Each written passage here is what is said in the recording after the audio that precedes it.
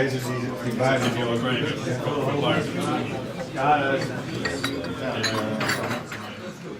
And let's first start to see what the role of soil organic matter is. What is the role of organic matter in soil? Keep in mind, in most cases, biochar is added to the soil in order to increase the soil organic matter content.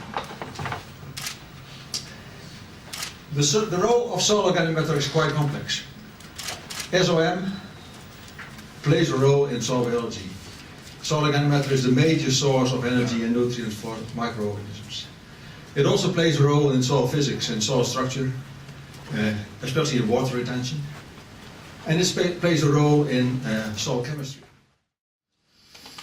So, to summarize, leaching of most pesticides can be substantially reduced by a thick layer of biochar, some decimeters probably, when you want to remove from the flow, the water flow.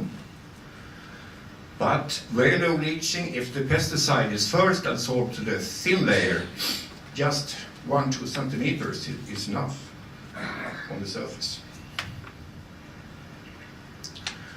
It's really possible to modify the biochar for increased pesticide binding, for instance glyphosate, and for recovery of, for instance, phosphate.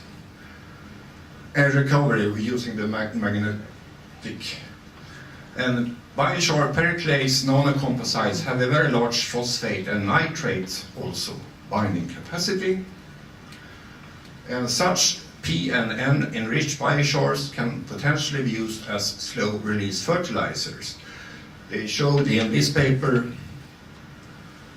that the phosphorus could be again and again and again extracted in portions from this, so it was bioavailable also. Okay, Victoria, you will be a doctor next week, yeah? Victoria is doing her thesis on this thing, and this is your almost your last presentation, yeah? Yes. Okay. Good luck. Okay. So good afternoon, everybody. My name is Victoria Nelissen, and I'm a PhD student at the Institute for Agricultural and Fisheries Research in Ghent University. My PhD research is about the soil improving effect of biochar, and now I will give a talk about biochar and soil nitrogen dynamics. I'll give a quick overview of the nitrogen cycle, after which I'll show some results of biochar's effect on nitrogen availability in soil. I'll show some results from nitrogen-15 tracing experiments in which we studied the effect of biochar on the different soil nitrogen processes in the soil. I'll show some results from biochar, how biochar can affect soil greenhouse gas emissions, NO and NO, and I'll end with the conclusions. But by and large, I think we probably do need to look at the roots, and there's plenty of anecdotal evidence from people who have experimented with biochar that there seems to be some sort of association.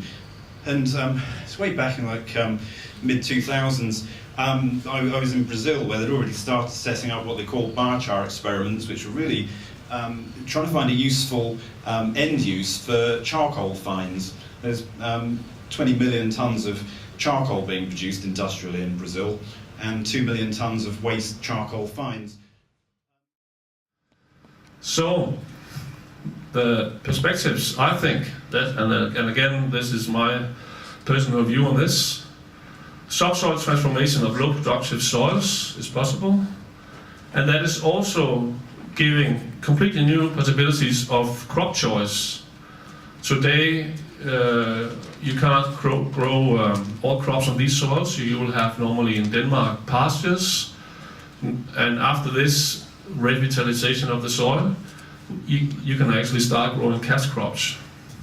But my message to you is, maybe back to the discussion we had before, that there is of course functions that we are interested in, and I think that biochar can provide these functions for us, and this is just one of them. It's also a bit different.